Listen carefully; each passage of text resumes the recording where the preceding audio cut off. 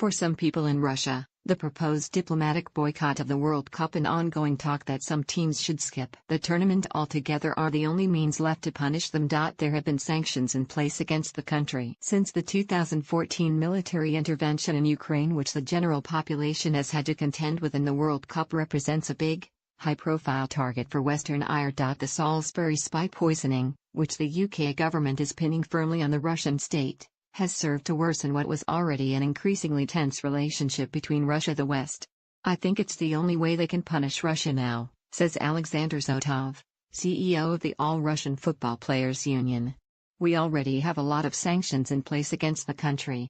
That's why it's being attacked. This theme is coming up all the time. It's something where you can hurt Russia.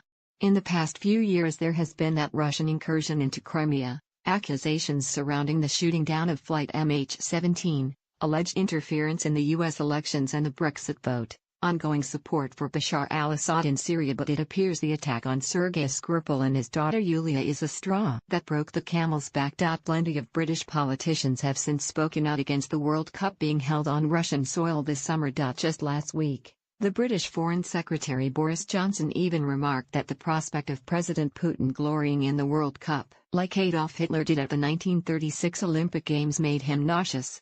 I always admired the guy, and then all of a sudden he becomes so aggressive in this rhetoric towards Russia, says Zotov. It's not something that a politician of his level should use.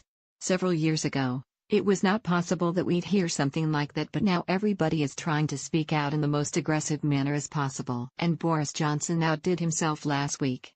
You would have to search hard to find a Russian family which does not count among some 24 million war dead a relative who served against the Nazis on the front line or died in the struggle against them. It also worth bearing in mind that Putin's own father fought against Hitler's armies and the president's brother perished during the siege of Leningrad. But Johnson's comments nonetheless provided more evidence that Russia is now firmly the officially designated enemy.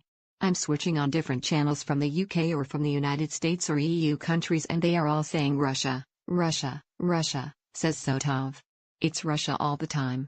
It's 24 hours, 7 days a week. It's non-stop.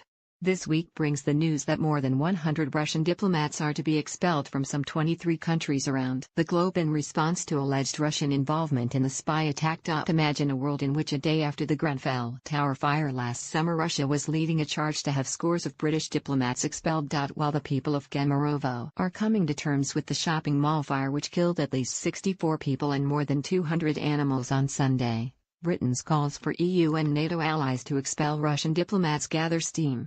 The world is becoming like a volcano, and unfortunately countries are becoming more and more aggressive to each other, says Zotov. Anything goes in the current information war, and it was inevitable that the World Cup was going to be dragged into it. There was the same hysteria before the Sochi Olympics that's happening now, says Zotov. We expected that closer to the World Cup it could be more and more tense. But I don't see any problems with anybody coming, neither the teams nor the fans. The stadiums are getting prepared. The cities are getting prepared and the people are getting prepared. The speculation about Russia's involvement in a lot of bad things around the world is just creating an atmosphere of fear.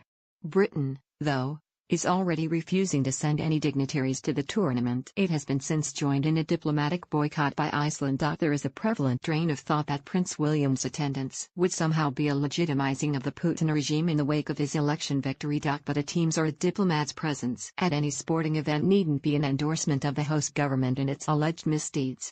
It's not like Russia is bad and all the world is good, Zotov adds. Issues of geopolitics are happening around the world. Participation in the 2012 London Olympics, for example, wasn't seen as approval for the UK's maneuvers in Libya the year before. You can see the pressure is mounting, Zotov says. Russian diplomats will be expelled from a lot of countries now. And the outcry for boycotting the World Cup is happening every day, but let's see. It's worrying. Zotov, who grew up in the United States, also admits to being concerned about the potential dangers that lie in store should the current situation continue to deteriorate. Russia and the States had more agreements signed during the Cold War than they have now. Now it's the other way around. All the treaties are being broken.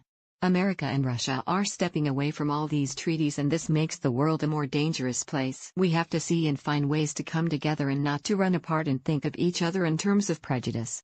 Ticket applications from the UK for this World Cup are well down on the numbers from Brazil 4 years ago. But for Zotov, One of the main ways in which the balance between East and West can be restored is for supporters to come and take a look around for themselves. People should get this prejudice out of the way, he says. Come and see for themselves what Russia is and Russians are.